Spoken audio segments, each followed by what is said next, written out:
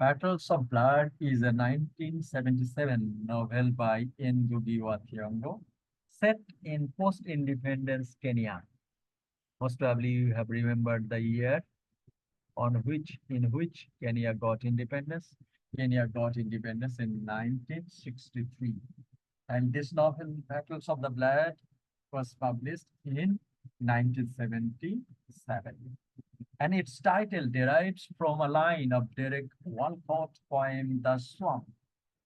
And the story centers on four characters whose lives are drastically changed as a result of the rebellion, as they learn how to adapt and survive in a rapidly westernizing environment. You might have the questions. That means Kenya got independence in 1963. So what does it mean? Rapidly westernizing environment. Okay, Kenya got independence. That's true in 1963. But many people, that means the Western culture and the indirect domination, indirect control of white settlers in Kenya also remained in Kenya. And for this reason, after the independence, the four characters, they were trying to settle in a village and just to survive. When a country gets freedom or gets independence, the people, the setup will be changed. And for this reason, these four characters, they were trying to get themselves involved in some activities in a society when westernizing environment were there. In 1969, Ngugi told an interviewer that the ideal African novel would embrace the pre-colonial past. Pre-colonial past. Pre-colonial past, that means Kenya became the colony of British in the late 19th century. That means after 1850 decades.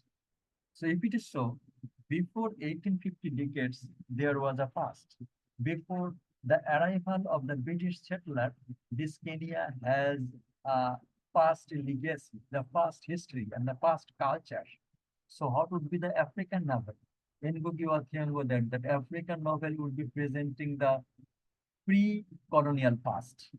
Then, after 1950, colonial power came in Kenya. So, the novel will also be presenting the colonial past. That means the colonial past, that means at the time, from the late 19th century to the late 20th century. So, this period, this history should also be representing in African novel. And the post-independence period. And after the independence, Kenya got independence in 1963. So what would be the scenario? What would be the culture? What would be the livelihood of the Kenyan people after independence? So post-independence years with a pointer to the future. And through this all past legacies, that means pre-colonial past, the colonial past, and the post-independent period, all things will reframe or mold the future of Kenya. That was Ngugi told in an interviewer.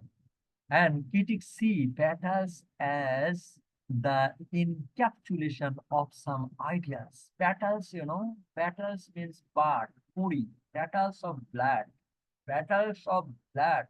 মানে রক্তের কি কোনো পরি হয়? Yes, that means the Mau revolution, they started their revolution in 1940 decades, and for the blood in 2 decades fighting, and the blood for 2 decades Kenyan tribal tribes, Kenya got independence. And they have got a petal. And what is the petal? Petal is something related to flowers.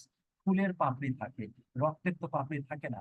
So very symbolically, this Ngugi, the writer, he is a symbolist. Through the symbols, he tried to present the petals of blood. That means the independence they have gained through their blood.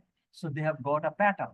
And that means they have got and they have got independence.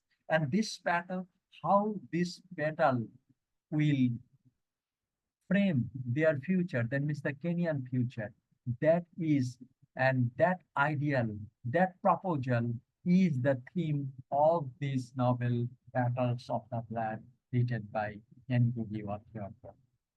Ngugi worked on the novel for 5 years, finishing it in 1975 at the Soviet Writers Union in Yalta. Okay, so that is Petals of Blood.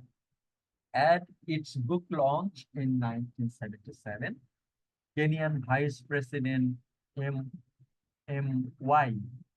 Kibaki claimed that his presence there meant that Kenya defended free speech, but Ngugi was detained that same year and then later arrested that year after he released his Gitu play, I Will Marry When I Want. So, though the president and some person at the time praised Kenya dependent free speech or something else, but the writer, that means Ngugi wa Thiong'o, was arrested for the publication of his play, I Will Marry When I Want.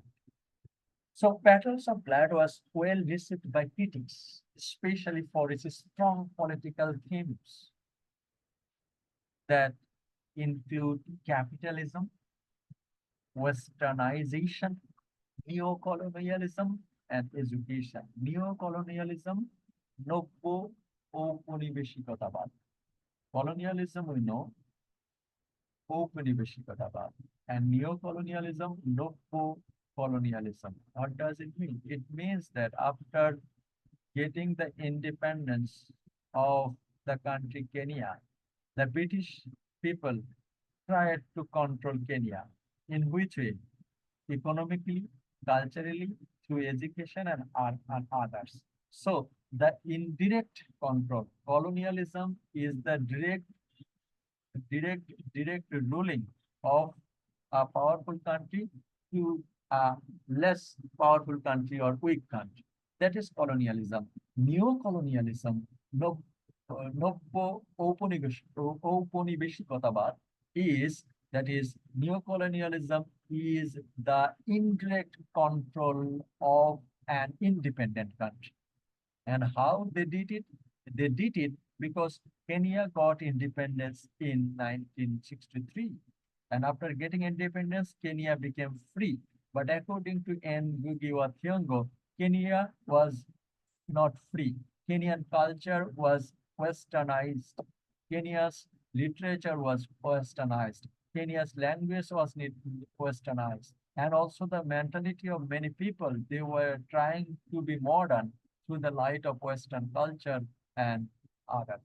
So that indirect control after a country's independence, that is called neocolonialism. So in Battles of the Blood, we will see some kind of themes, that is capitalism, westernization, neocolonialism, and education.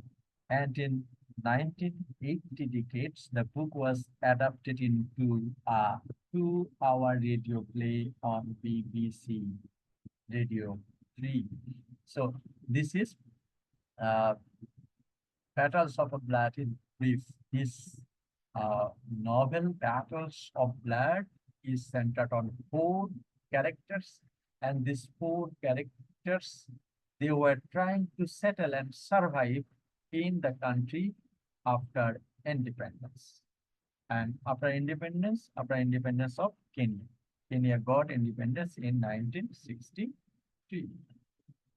So this is about the novel